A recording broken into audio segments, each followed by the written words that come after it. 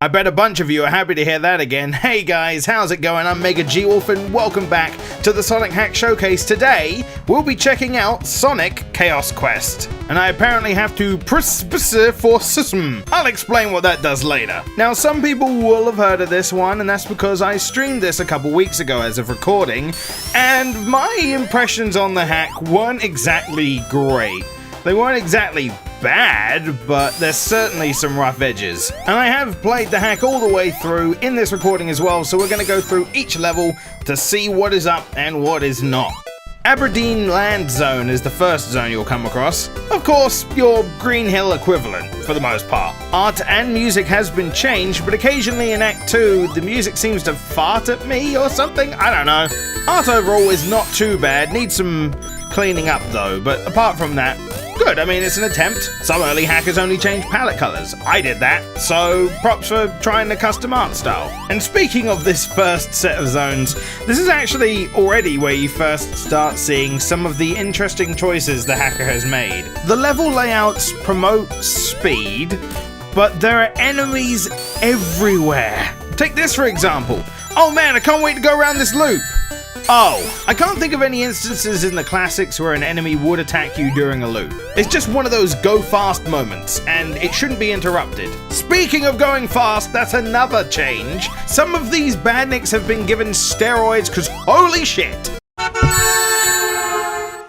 Blindsiding you seems to be the theme of the hack. Probably not intentionally, but you're running along having a grand old time when all of a sudden something or someone will come along and throw you off course or hit you or do something to just slow the pace right down. And I can't say that every hit you're going to see in this video is going to be because of that, because, well, I was just standing around minding my own business, don't judge. But overall, it generally feels cluttered and okay.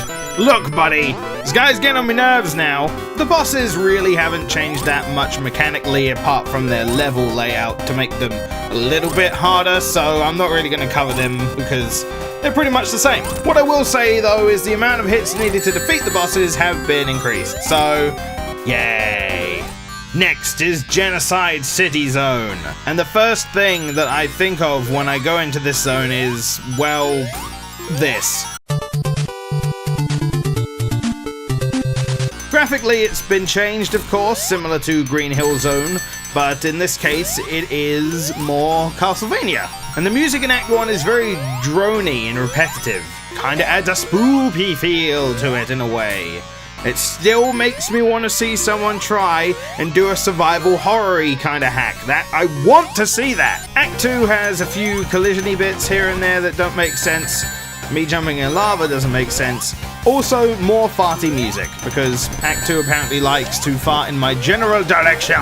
Level layout of this place isn't too bad. It does remind me a bit of the original Marble Zone. Whereas the Green Hill Zone was far more open and you could get a lot more speed in it, this one is a little bit more tailored towards slowing you down and doing platforming, kinda, sorta.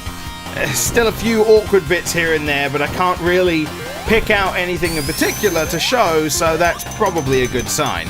The only problem I have with this set of stages is I legit found myself at a point where I did not know if I was going the right direction or not. It was trying to funnel me in a certain way, it just did not look like I was meant to be going that way. Next up is Mecca Zone. More like Mecca Are You Mad Zone with those palette colors. Oh my god. I do want to point out a positive thing throughout the entire hack so far. Every zone has had its own unique buzz bomber. And that's really cool, actually. I like that. It's good. I actually think it counts for a lot of the enemies, now I think about it. Blue streak, diagonals by, Tilty the Hedgehog. Yeah, I don't get that either. I don't know why it does that. That's weird. For the most part, this set of stages is probably the best. It feels a bit like the original. I mess up in it, and that's fine. And, you know, you still get blindsided here and there, but it's from the dudes that were designed to blindside you, so not too bad, I suppose. Careful of the spiky balls, though. They hurt. Also, I know this is a Sonic game, but you don't have to make everything go fast. This ain't Gotta Go Fast edition, and even in that one, only Sonic was the one going fast. Jesus Christ. Speed Road, huh? Nah. It's a very, fitting name. Also, oh my god, this music. Oh, this is Sonic Unleashed, I think, isn't it? Yeah. Rooftop Run, I believe? Look, I liked half of that game. No, not even half, a third. Even some of the later day stages were ass. But at least they picked a good song from it. I just don't know about the conversion. Sounds a bit weird. This is kind of a side tangent because I'm pretty sure the hacker didn't make this music. I could be wrong, of course. But this stage in question, this set of stages, is pretty similar to the original gameplay-wise, and nothing else has really changed. It's just the level is different and it is purple. I mean, that's it. So overall, pretty good level, really. It's good. It's alright level layout-wise, and it's fun. I mean, what else do you want? Moving on. Look, man, from here things get a bit hazy, so I'm skipping forward to Hydro Station. Oh, where does the foreground start and the background begin and end? I don't even know what I'm looking at. It's just clashing on the eyes a bit, that's all. I am going to start wrapping up this video because overall you basically know what my opinion of the hack is. I think it has great potential but needs changes in the art department, mainly in the color palettes for the time being, and then maybe touching up on some rough looking art here and there. Maybe picking music that better suits the system to not make any of those audio effects happen that aren't wanted. And for God's sake, make enemies in not so... I mean, that guy, he is a bad... Okay, that guy... Oh look, I'm not caring at this point. I'm just running through, and that's a bad thing. I don't want to not care. I want to enjoy your hack. I want to enjoy the hard work you've put in it. I just need a little bit more work here, and I think it will be great. Hey, time and effort can fix anything.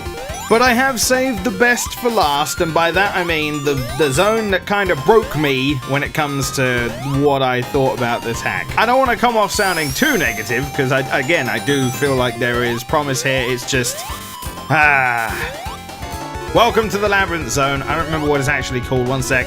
Ah yes, Dangerous Pit Zone, of course, my favorite zone. It is visually not that much different. The background's a little different. Music is...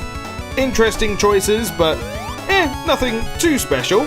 What just irks me in this particular set of stages is the fact that we get sudden mole interruption. Now in the normal game you can see their nose sticking up above the ground. Now that happens to a few of them, but a majority of the moles in this particular set of stages are just there randomly, and it's stuff like that and stuff like that in the other zones, the sudden random enemies coming out and stopping you in your tracks that makes the game feel slow and sluggish, because you instinctively slow down your gameplay to be prepared for anything to happen at any point at any time, and I feel like that is my major problem with the hack. I actually was able to play a majority of the levels, which doesn't mean it's a bad overall game. It's just that there are some things that would stop me from recommending it over, let's say, one of the others that I've played. And I don't know the experience of the hacker, so it's maybe unfair to compare it to some of the people that have had a lot of practice. But it's just one of those things that I feel like this hack could have a lot of potential, and I'd love to recommend it. It's just that it needs some work. And that's it, basically. That was Sonic Chaos Edition. Check it out, see what you think, tell me what you think, play some levels and give me some feedback, because I'm curious on what you guys think. It might just be me. Maybe my reactions just aren't what they used to be back when I played the game in the past. So that was the Sonic Hack Showcase. I hope you enjoyed. Throw us a like if you did, and I'll catch you on the next one. Take care. Okay, thanks, bye. Oh yeah, I never did explain what the title screen meant. You can play as Mighty the Armadillo if you press some buttons. Yay.